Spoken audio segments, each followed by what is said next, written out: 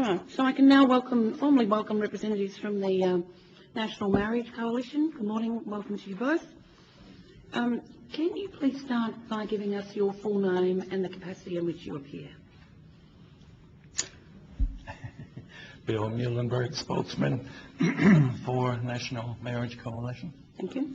And Ron Brookman, advisor and spokesman for the National Marriage Coalition. Thank you. So we've got a submission from you which we've numbered 134 for our references on the website from the National Marriage Coalition. I'm going to ask you both to give us a brief opening statement and then we'll go to questions. Yep. Who's going to kick off for us?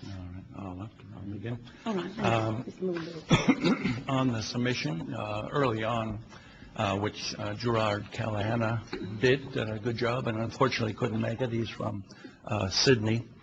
One of the opening things he did say is that if this goes through, everything will change.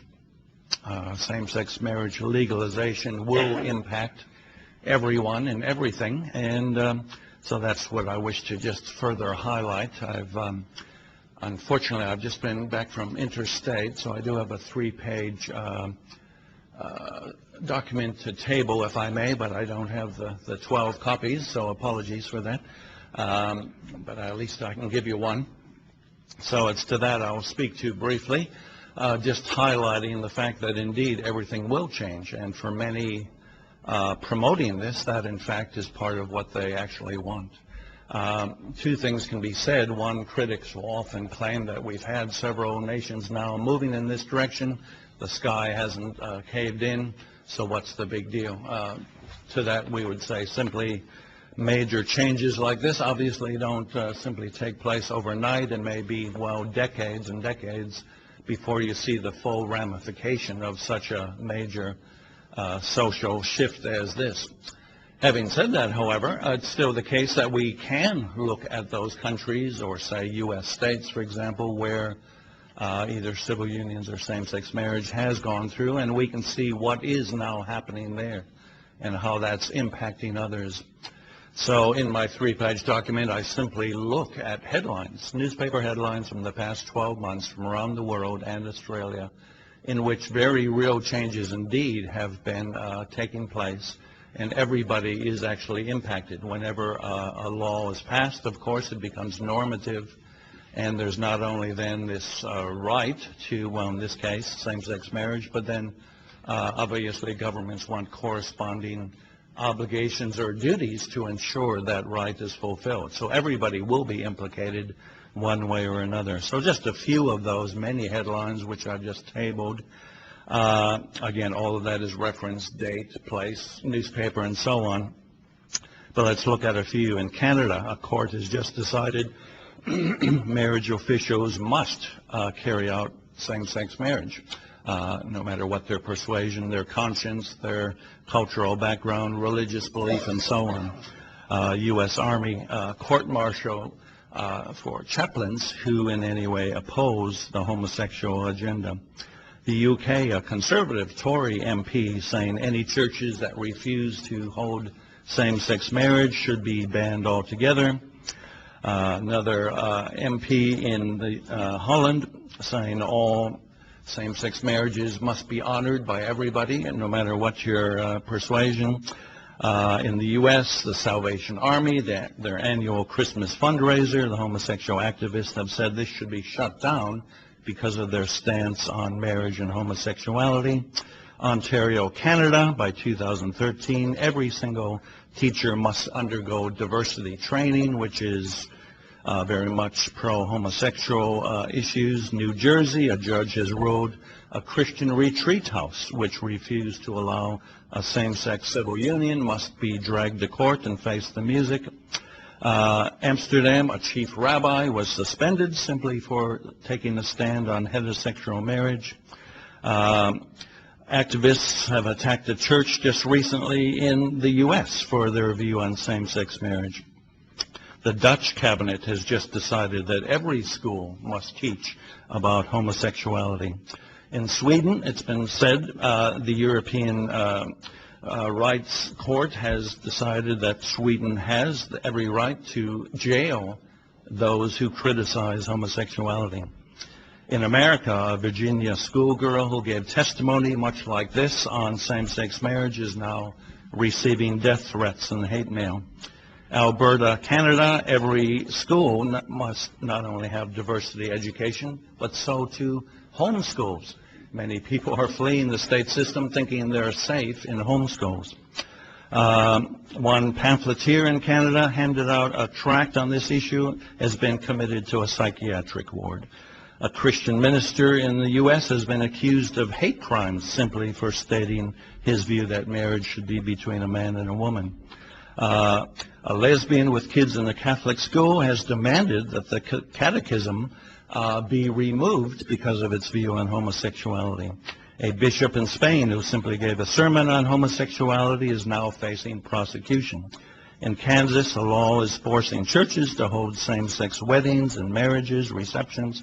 In Iowa, seemingly a fairly conservative state, lesbians took a Christian cake maker to court because she refused to make them a cake for their wedding. This is just the tip of the iceberg. The 3-page document obviously provides many more, plus the references, and in my new book on this topic, I have heaps more. In fact, every day we're finding these sorts of examples. So when the other side says legalizing same-sex marriage will not impact anybody, there will be no downside to this, well, with all due respect, they're being quite disingenuous here. It changes everything.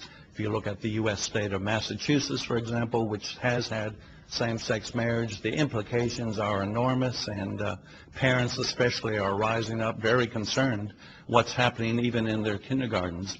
So this is not just a minor impact to everyone. Thank you.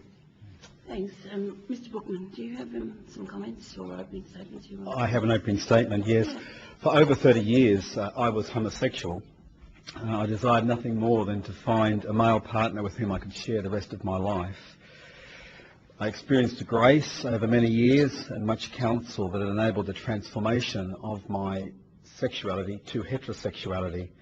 And I've now been happily married to Ruth for over 18 years and joyously the father of 3 children. For 30 years I yearned for homosexual union with all my being, but became disillusioned with both the superficiality and the transience of gay relationships. Gratefully, I've found stability and depth of love that I could never experience in my homosexual attempts. I'm now a minister of the Uniting Church and leader of a ministry called Living Waters, which resources churches and supports people who struggle with issues of sexuality and relationships, not just gender issues, abuse, addiction, etc. In the last 6 months, I've celebrated with 2 ex-gay men who have married beautiful wives, and with another 2 couples who have given birth to babies who would never have been born had the man not converted from homosexuality. I believe that something greater is at stake here for our nation than the rights of one minority group. Heterosexual marriage is honoured and distinguished above all other relationships because it's foundational to society. And this is not just a Judeo-Christian concept. Aristotle and Confucius from the West and the East over 2,000 years ago stated that marriage was civilization's foundation, providing social cohesion for the birth and nurture of children to perpetuate society. Also, civilization's foundation is not to exercise freedom. Freedom is not unqualified license to do what we like. That leads to anarchy. Rather, freedom is a response of the human heart to the unchanging moral truth that's imprinted within it, to which all civilizations and complementary gender bears witness. Marriage actually reflects human anatomy and innate desire. It's very meaning. Matrimony and the taking of a wife, and the implication is husband, wife, male, female, for the procreation of children. So what we're looking at really is a changing of the definition of marriage in this, and it's not a matter of people being discriminated. Marriage immediately discriminates. I can't marry my mother, I can't marry my daughter, Like there's immediately discrimination in marriage. It's not a matter of discrimination. It's a matter of looking at the definition and working with that definition because it's been the foundation of our society. Rather than promote equality, same-sex marriage actually devalues both genders. The union of two of the same gender sends a message to the excluded gender that they are not as valuable or even necessary in life. The narcissism of male homosexuality that I know a lot about diminishes the value of femininity. Really it does. And the enmeshment, the frequent enmeshment of lesbianism tends to judge masculinity as not desirable, quite dispensable, and even dangerous. Male homosexual unions, by their very essence, often become open unions and include other partners because the visual stimulus of two males causes them to mutually look beyond themselves lustfully and lacking the feminine otherness to bring the boundary of exclusivity. Lesbian relationships are often subject to enmeshment and to emotional power struggles that thrive in the absence of male objectivity. Same-sex union neutralises gender, celebrates their confusion, and so tears at the glory and the essence of humanity. These are very important points. Not all gay and lesbians want marriage. They want freedom to have open relationships, to move from one to another quickly. Such is the nature of homosexual lifestyle. And I know of lesbian couples, because I honour and really respect people of all sexuality, and so speak and do business with them and befriend them. But they take a sceptical view of marriage, not wanting to equate their relationship with what they see as a flawed hetero institution. So the push for same-sex marriage is not universally from the LGBT community at all, but it's a push for social reconstruction from a very small but vocal and powerful minority. I believe that we've completely overestimated the push in Australian society for this. I think that, and as our submission shows, polls have been skewed to make it appear as though our egalitarian, fair-go society says, yes, go for it. But when push comes to shove and specific questions are asked, another aspect of Australian personality comes in and culture comes in from the point of view, just a minute, whoa, let's slow up here. What are the actual effects of this? How is this going to affect it? So when the specific questions are asked, the polls are not nearly as convincing. In fact, more people are specifically against same-sex marriage than the apparent fair-go analysis first paints the picture. So, and the other thing is that I'm concerned for children contrived by same-sex parents, later facing the pain of having been separated from one of their biological parents. And as a pastor, I'm working with a lot of people in a lot of pain who've never known who their biological parent is. And there's a whole sense of who am I? What is my heritage? Where do I come from? To whom do I really belong?